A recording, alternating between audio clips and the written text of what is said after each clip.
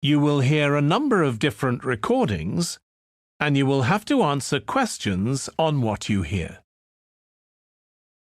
There will be time for you to read the instructions and questions, and you will have a chance to check your work. All the recordings will be played once only. The test is in 4 sections. At the end of the test, you will be given 10 minutes to transfer your answers to an answer sheet. Now turn to Section 1.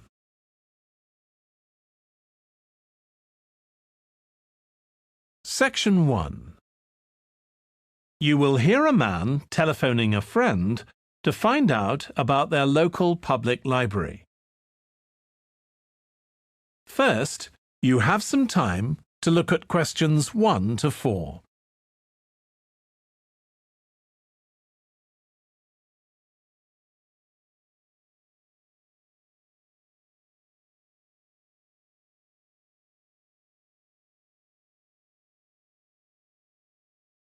Now we shall begin. You should answer the questions as you listen because you will not hear the recording a second time. Listen carefully and answer questions 1 to 4. Hello? Hi, Susie. It's Paul here. How are you? Enjoying your new job? You're working at the library, aren't you? Yes, I started when the library reopened a month ago. It's great. Actually, Carol and I have been meaning to join for a while. Oh, you should. It doesn't cost anything, and the new library has all sorts of facilities. It's not just a place where you borrow books. For instance, there's an area with comfortable seats where you can sit and read the magazines they have there. Some people spend the whole morning there. Wish I had that amount of time to spend. Yes, you must be pretty busy at present, with the children and everything. We are, yes. But we're hoping to get away this summer.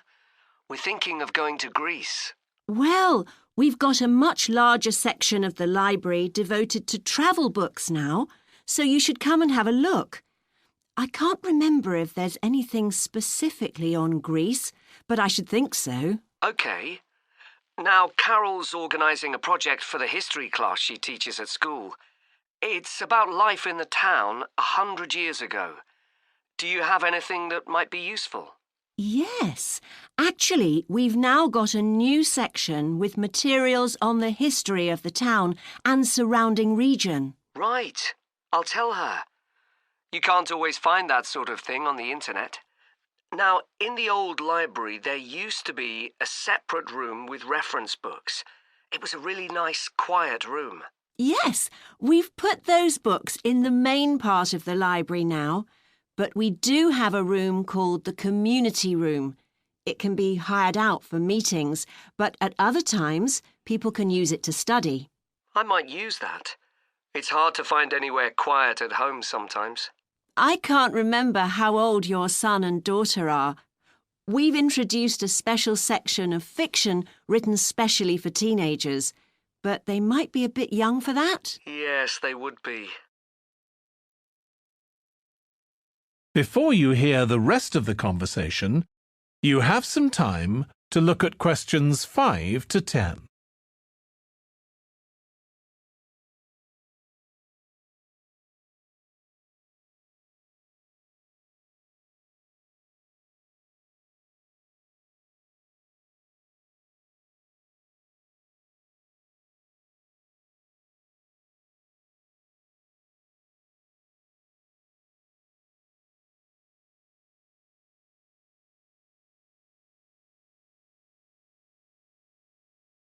Now listen and answer questions 5 to 10. Well, we do have lots of activities for younger children. Yes? For example, we have a science club.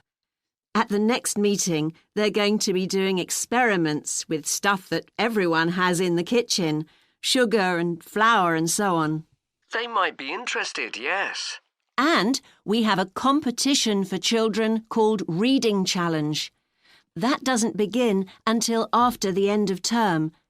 They have to read 6 books and they get a certificate if they manage it. So that gives them something to do while they're on holiday, instead of getting bored. That's the idea. And there's special activities for adults too.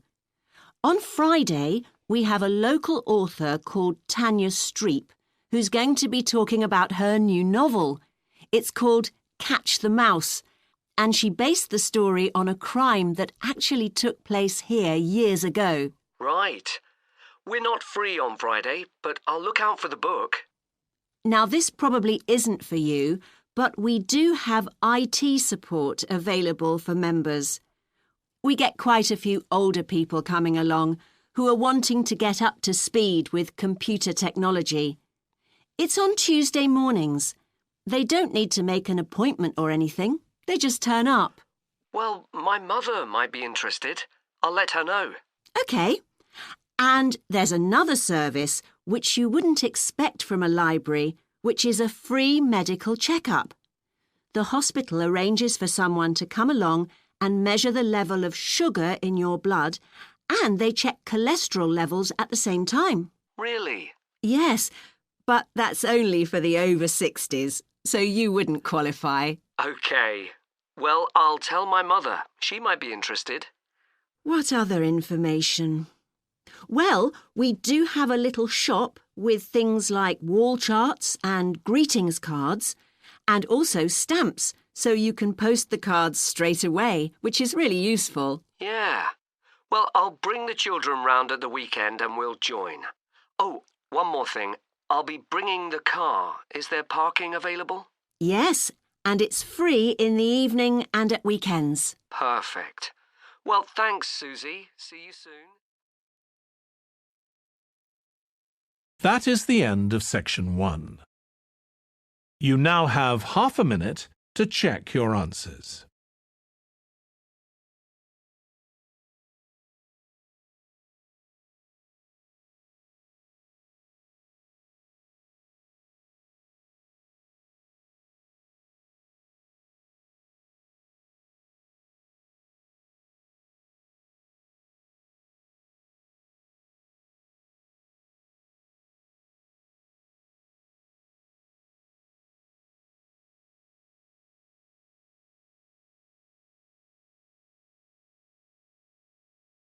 Now turn to Section 2. Section 2. You will hear a tour guide talking to a group of visitors at a museum. First, you have some time to look at questions 11 to 15.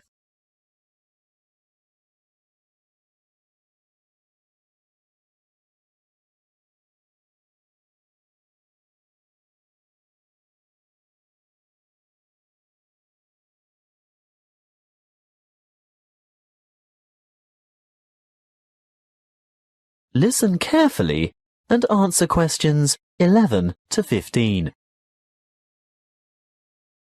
Welcome to the museum. Before we go inside, I'd like to remind you of 1 or 2 things.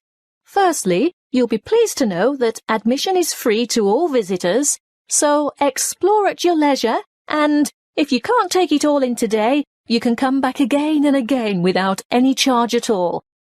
Opening hours are from 10 a.m. to 5:30 p.m. most days, but the museum closes a little later on Thursday and Friday evenings. There are new multimedia guides available in 10 languages. They can be picked up from the desk in the covered courtyard for £4.50, and you can have it with you all day, from opening time in the morning until half an hour before closing. But you will need to produce ID. A passport, driver's licence or national identity card are all acceptable. These multimedia guides have audio commentary as well as images and an interactive map for easy navigation. They're simple to operate, and you will get a more detailed insight into many of the objects in the various galleries. As a security measure, apart from your camera and a purse, wallet or small handbag, Your other belongings, such as large bags, coats and umbrellas, will have to be left at the cloakroom. Please note that the museum has recently revised the regulations for the size of bags and parcels that it will accept in its cloakrooms. I think the maximum size is 40 by 40 by 50 centimetres with a maximum weight of 8 kilograms. The only exception to this is prams and pushchairs. There is a charge of £1 per item. The main cloakroom is to the left of the main entrance, and there is another one at the north entrance. It may seem obvious, but may I remind you also that you should set your mobile phone to silent or turn it off altogether while you are in the museum, and do not carry or consume any food or drink in the exhibition halls. If you are hungry, there is an excellent restaurant where you can purchase a light lunch or a full meal. If it's just a hot beverage you want, then I can recommend taking a break at the Gallery Cafe. Before you hear the rest of the talk, you have some time to look at questions 16 to 20.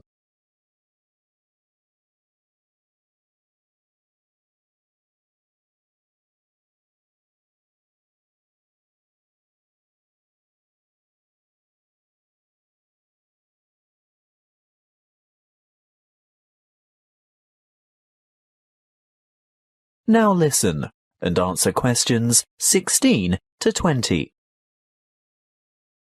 As we enter the museum from the south by going through the main entrance, as I said before, you'll find the cloakroom immediately on your left, and on your right is the museum shop. They have an outstanding range of postcards and souvenirs in there, and it's well worth a visit, but perhaps best left till you're on your way out. Then you'll know exactly what you want. The big room to the right of the entrance, behind the shop, is the reference library. Straight ahead of you, yes, the huge circular room is the main reading room. If you decide to go in there, please keep noise to a minimum out of respect for the writers and scholars who use it for their research. The reading room is surrounded by what is known as the Great Court. Indeed, it used to be an open courtyard, but you will see that it is now completely covered by a magnificent glass and steel structure.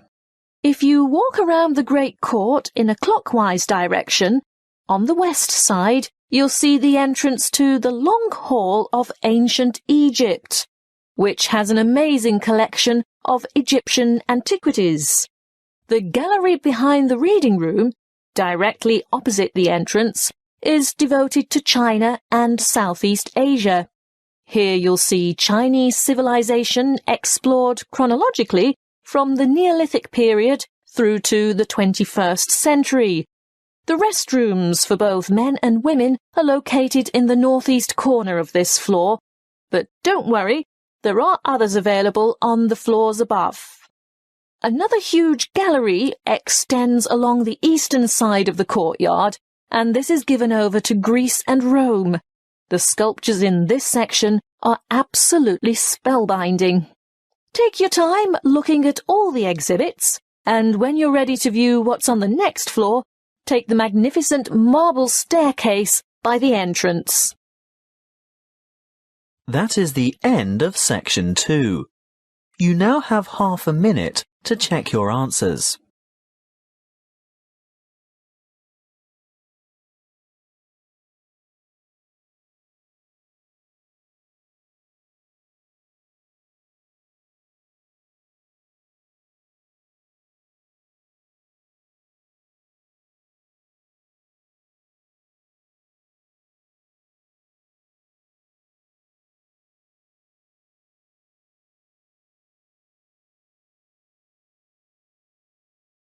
Now turn to section 3.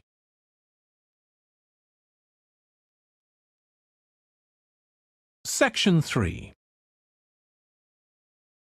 You will hear two tourism students called Natalie and Dave talking about the tourism case study they are doing. First, you have some time to look at questions 21 to 26.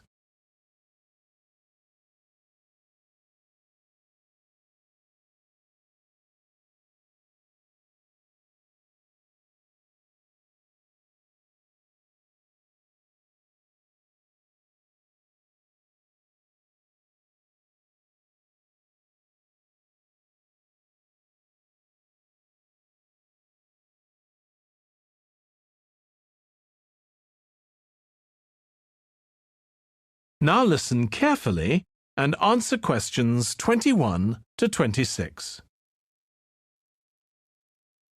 Dave, I'm worried about our case study. I've done a bit of reading, but I'm not sure what's involved in actually writing a case study. I missed the lecture where Dr. Baker talked us through it. OK, well, it's quite straightforward. We've got our focus. That's tourism at the Horton Castle site. And you said you'd done some reading about it? Yes, I found some articles and made notes of the main points. Did you remember to keep a record of where you got the information from? Sure, I know what a pain it is when you forget that. OK, so we can compare what we've read. Then we have to decide on a particular problem or need at our site. And then think about who we're going to interview to get more information. OK, so who'd that be? The people who work there? And presumably some of the tourists too? Yes, both those groups. So we'll have to go to the site to do that, I suppose. But we might also do some of our interviewing away from the site. We could even contact some people here in the city, like administrators involved in overseeing tourism. OK, so we'll need to think about our interview questions and fix times and places for the meetings. It's all going to take a lot of time. And if we can, we should ask our interviewees if they can bring along some numerical data that we can add to support our findings. And photographs? I think we have plenty of those already. But Dr. Baker also said we have to establish with our interviewees whether we can identify them in our case study or whether they want to be anonymous. Oh, I wouldn't have thought of that.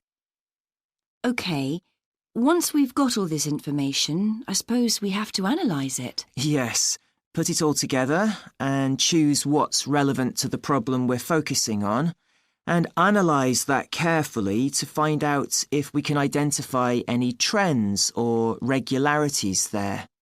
That's the main thing at this stage, rather than concentrating on details or lots of facts. OK, and then once we've analysed that, what next? Well, then we need to think about what we do with the data we've selected to make it as clear as possible to our readers. Things like graphs or tables or charts. Right. Then the case study itself is mostly quite standard. We begin by presenting the problem and giving some background, then go through the main sections. But the thing that surprised me is that in a normal report, we'd end with some suggestions to deal with the problem or need we identified. But in a case study, we end up with a question or a series of questions to our readers, and they decide what ought to be done. Oh, I hadn't realised that. Before you hear the rest of the discussion, you have some time to look at questions 27 to 30.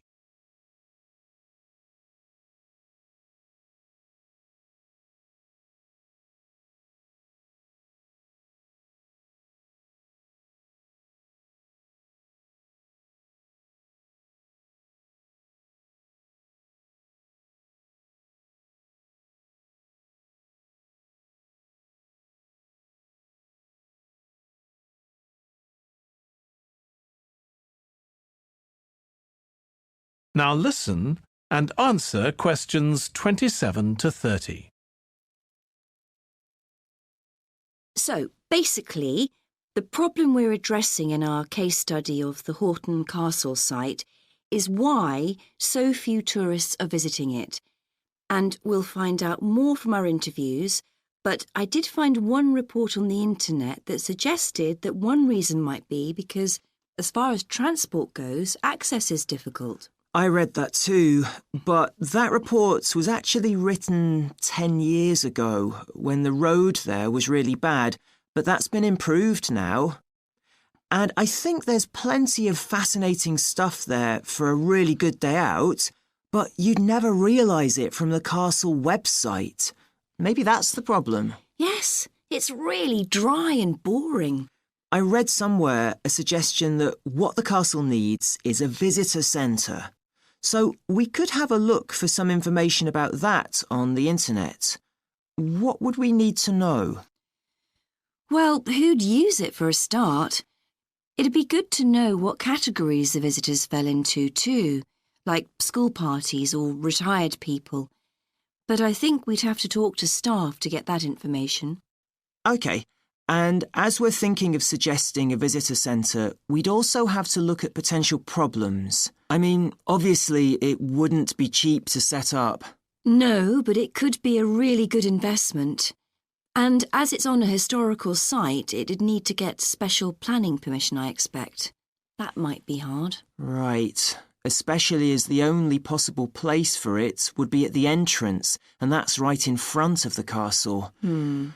But it could be a good thing for the town of Horton.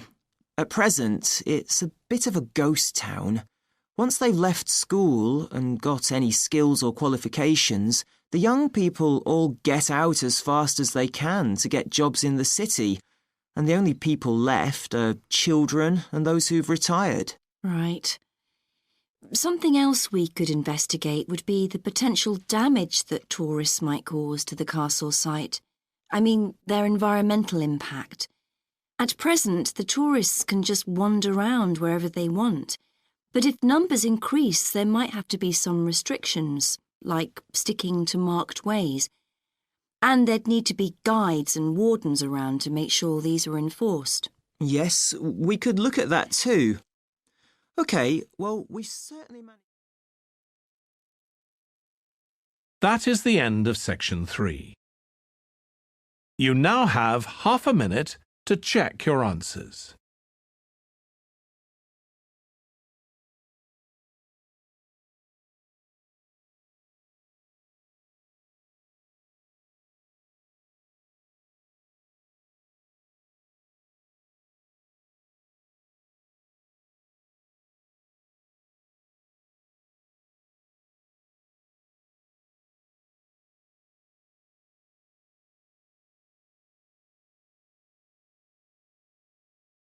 Now turn to section 4. Section 4. You will hear a lecture on the production and trade of rice. First, you have some time to look at questions 31 to 40.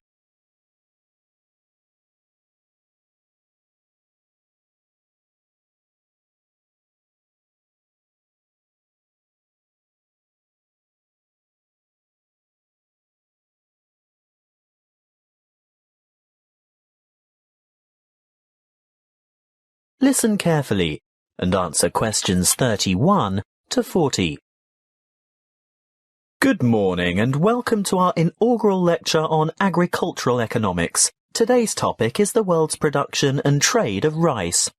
As you are all well aware, rice is the staple ingredient in the diet of much of the world's population. Its importance as a food cereal in the human diet cannot be underestimated. In fact, it's a close second to wheat. About 560 million metric tons of rice is grown each year, compared with about 600 million metric tons of wheat.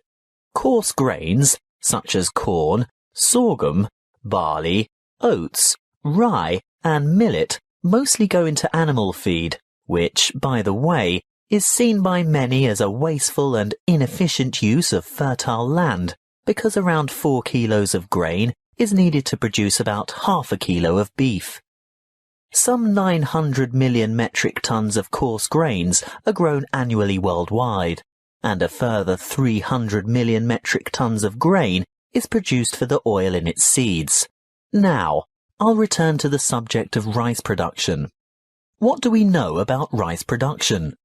Well, firstly, rice produces more food energy per hectare than any other cereal grain, and almost as much protein per hectare as wheat. Secondly, the production of rice has more than doubled in the last 40 years. How has this increase in production come about? Mainly as a result of improved field yields. The actual land area planted in rice has only risen by about 30%. As you know, rice is primarily grown in flooded fields, and therefore cultivation area is restricted by the sort of soil and the availability of water. Although rice can be grown on dry land, it is essentially after all a type of grass. The yields and quality in this case are much lower, and other grasses and weeds can easily overtake the rice. As yet there are no herbicides that can selectively kill other grass types without killing the rice. Much of the world's rice is still grown and cultivated by hand, because for mechanized farming, the land must be able to be drained and hold heavy equipment. Of the total rice production, it's no surprise to learn that the greatest proportion by far is grown and consumed in Asia.